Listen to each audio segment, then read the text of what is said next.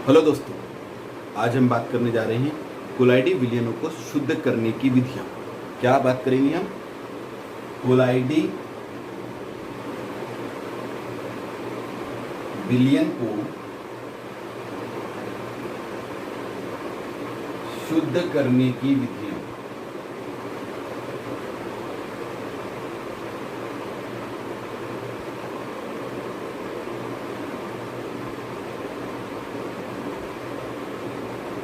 दोस्तों, कोलाइडी विलयन किस प्रकार से अशुद्ध रहते हैं? कोलाइडी विलयन के अशुद्ध रहने का मेन कारण क्या होता है कि उनके अंदर विद्युत अपघट्य की उपस्थिति रहती है। विद्युत अपघट्य उनमें उपस्थित होना भी बहुत जरूरी है, क्योंकि विद्युत अपघट्य की सूक्ष्म मात्रा कोलाइडी विलयन को स्थायी बनाए रखती है और वह कोलाइडी विलयन पर जो कण है उन पर आवेश भी बनाए रखती है। आने वाली हम वीडियो में आपसे कोलाइडी कणों पर आवेश कैसे उत्पन्न होता है इसके बारे में चर्चा करेंगे। तो जो कोलाइडी विलयन है उनमें होता है विद्युत अपघट्य, जो अशुद्धि के रूप में रहता है। अगर उसकी मात्रा ज़्यादा बढ़ जाती है तो ऐसी स्थिति में जो कोलाइडी विलयन है वो हमारा अस्थायी हो जाता है। तो कोलाइडी विलयन हमारा अस्थायी ना हो, इसके लिए इन अशुद्धियों को दूर करना बहुत आवश्यक होता है। तो कोलाइडी विलयन को शुद्ध करने की जो विधियाँ हैं उसमें पहली विधि का नाम है अपोहन विधि। अपोहन को हम अंग्रेजी में डायलिसिस कहते हैं। आज हम केवल इसी अपोहन विधि का वर्णन करेंगे। अपोहन विधि में क्या होता है कि पार्चमेंट झिल्ली की सहायता से, पार्चमेंट झिल्ली चर्मपत्र की झिल्ली जो हमने पहले भी जिक्र किया था, पार्चमेंट झिल्ली की सहायता से कोलाइडी विलयन को शुद्ध करने की क्रिया अपोहन कहलाती है। बहुत सिंपल सी परिभाषा है। पार्चमेंट झिल्ली की सहायता से कोलाइडी विलयन को शुद्ध करने की क्रिया अपोहन कहलाती है। ये दो प्रकार की है। एक साधारण अपोहन, साधारण अपोहन। अब इस साधारण अपोहन में क्या होता है ये हम एक चित्र से समझेंगे। साधारण अपोहन में हम क्या करते हैं, एक पार्चमेंट झिल्ली या एक सेलफोन एक प्रकार की झिल्ली होती है। सेलफोन की झिल्ली या पार्चमेंट झिल्ली का एक थैला लेते हैं। ये देखिए, ये थैली है और इस थैली में हम भर लेते हैं कोलाइडी विलयन। ये जो बड़े कण मैं आप दिखा रहा हूँ ये कोलाइडी कण है और जो छोटे छोटे कण दिखाए गए हैं वे हमारे अशुद्ध कण हैं। इसमें हम अशुद्ध कोलाइडी विलयन भरते हैं और इसे एक पात्र में लटका देते हैं जिसमें जल भरा रहता है। जल से भरे पात्र में लटका देते हैं। ये साधारण अपोहन की बात चल रही है हमारी। और इस जल से भरे पात्र में एक तरफ से जल प्रवाहित किया जाता है। यहाँ से हम जल डालेंगे, जल की धारा तेजी के साथ यहाँ से आएगी, जैसे हमने एक टैप लगा रखा हो तो जल प्रवाहित करते हैं। और एक तरफ से हम देखते हैं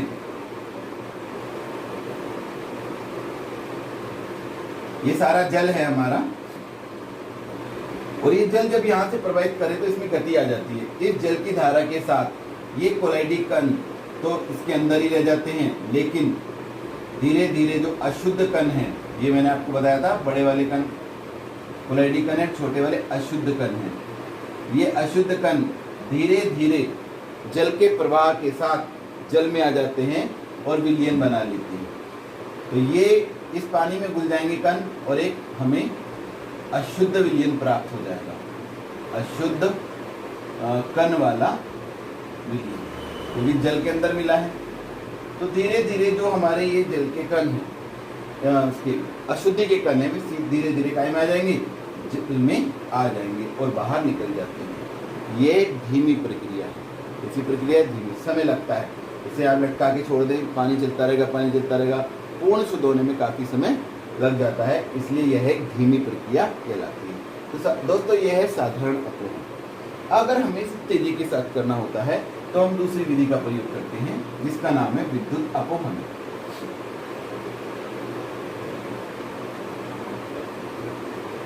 विद्युत अपोहन कहें या आप इसे इलेक्ट्रोडायलिसिस कहें। विद्युत अपोहन में क्या होगा? विद्युत अपोहन में हम देखेंगे कि यहाँ पर इसी में हम आपको दिखा देते हैं, एक इलेक्ट्रोड इधर लगाते हैं और एक इलेक्ट्रोड इधर लगाते हैं।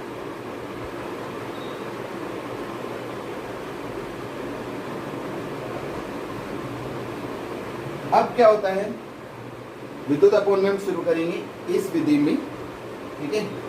हम क्या करते हैं इस विधि में, जो हमारा विलयन है, जो हमारे जिस पात्र में हम जल लगा रहे हैं, ठीक है, उसी पात्र में हम 2 इलेक्ट्रोड लगा देते हैं। और इलेक्ट्रोड लगाने पर जब हम जल प्रवाहित करते हैं और इधर विद्युत प्रवाहित करते हैं, तो विद्युत प्रवाहित करते ही जो अशुद्धि के कण, जो हमारे अशुद्ध कण हैं, वे या तो ऋणावेशित होंगे या धनावेशित, तेजी के साथ विपरीत आवेश वाले इलेक्ट्रोड की ओर चले जाते हैं। किधर चले जाते हैं? विपरीत आवेश वाले इलेक्ट्रोड की ओर। बात करें अगर धनावेशित कण है तो वे किसकी तरफ जाएंगे?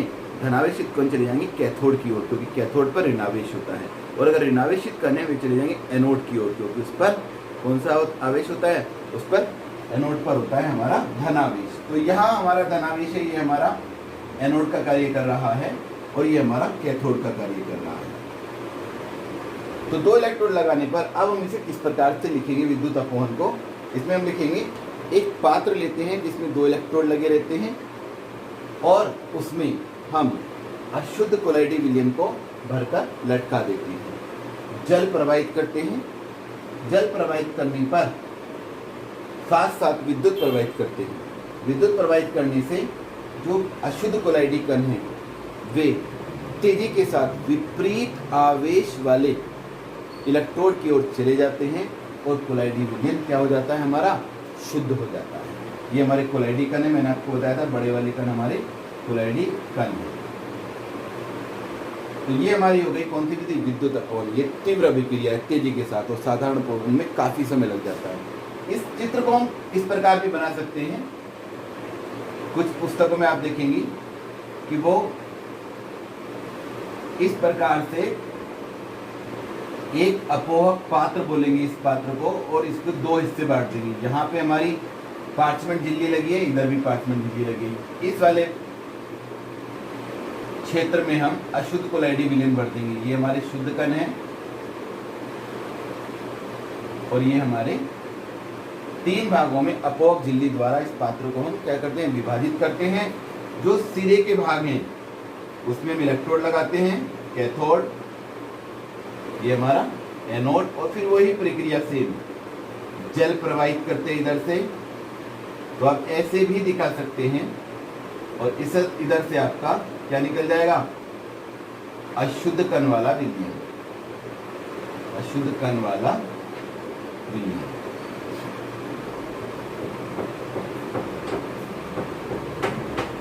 ये जल प्रवाहित कर रहे हैं और ये जल इस अपोहक झिल्ली से भी निकल आएगा, लेकिन कोलाइडी कण से बाहर नहीं निकलते हैं, क्योंकि कोलाइडी कण की विशेषता होती है कि वे पार्चमेंट झिल्ली की थैली से या अपोहक झिल्ली से या सेलफोन झिल्ली से, 3 नाम मैंने आपको बता दिए, पार्चमेंट झिल्ली की थैली, अपोहक झिल्ली, सेलफोन झिल्ली, इनसे ये कोलाइडी कण बाहर नहीं निकलते हैं और धीरे धीरे ये कण देखिए आप, जो मैंने अशुद्ध कण बताए हैं, ये कहाँ चले जाते हैं? ये इलेक्ट्रोड की ओर आ जाते हैं, विपरीत आवेश वाली। तो ये हमारी विद्युत अपवहन का चित्र है। आप इसे ऐसे भी बना सकते हैं जैसे इधर दिखाया गया है, और आप इसे ऐसे भी बना सकते हैं, ठीक है। दूसरी हमारी कोलाइडी विलयन को शुद्ध करने की क्रिया क्या है?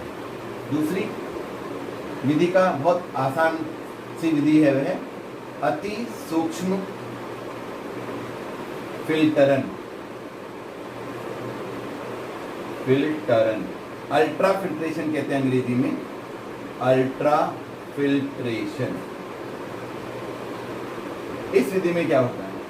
इस विधि में जो साधारण फिल्टर पेपर होते हैं, जैसे आप लैब में भी देखते हैं, उन साधारण फिल्टर को हम जिलेटिन में डुबो देते हैं। जिलेटिन में डुबोने के बाद जो उसके साधारण फिल्टर के छेद होते हैं, क्योंकि उसमें छिद्र तो होंगे जब तो वो चलता है, वे छेद उस कोलाइडी विलयन में जिलेटिन के विलयन में डूबने के बाद वे क्षेत्र इतने छोटे हो जाते हैं कि उससे कोलाइडी विलयन बाहर नहीं निकल पाता।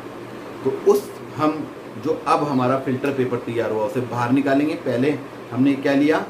एक फिल्टर पेपर लिया, उसे कोलाइडी जिलेटिन के विलयन में डुबो लिया और जिलेटिन के विलयन से डुबा के उसे सुखा लिया। सुखाने के बाद जो हमें ये अब फिल्टर पेपर प्राप्त होगा, ये अति सूक्ष्म फिल्टर पेपर कहलाता है। और इस फिल्टर पेपर से हम, जैसे छन्नी से आप चाय छान लेते हैं, इसी प्रकार से फिल्टर पेपर से हम क्या निकाल, ऊपर से कोलाइडी विलयन डालेंगे और नीचे धीरे धीरे अशुद्धियाँ छन जाएंगी और कोलाइडी कण ऊपर रह जाते हैं। तो इसे आप लिखेंगे इस प्रकार से कि साधारण फिल्टर पेपर को जिलेटिन में डुबोकर अति सूक्ष्म फिल्टर पेपर बना लेते हैं। जिलेटिन के कारण फिल्टर पेपर के जो छिद्र हैं वो इतने सूक्ष्म हो जाते हैं कि उनसे कोलाइडी कण बाहर नहीं निकलते हैं। अब इस फिल्टर पेपर से अशुद्ध कोलाइडी विलयन को छानते हैं, अशुद्धियाँ छन जाती हैं और शुद्ध कोलाइडी विलयन ऊपर रह जाता है। यह क्रिया अति सूक्ष्म फिल्टरन कहलाती है। तो इस प्रकार से इन दो विधियों द्वारा हम कोलाइडी विलयनों का शुद्धिकरण करते हैं। तो दोस्तों हमारे चैनल को सब्सक्राइब करिए, देखते रहिए, पढ़ते रहिए और घर पर रहिए, सुरक्षित रहिए। Thank you.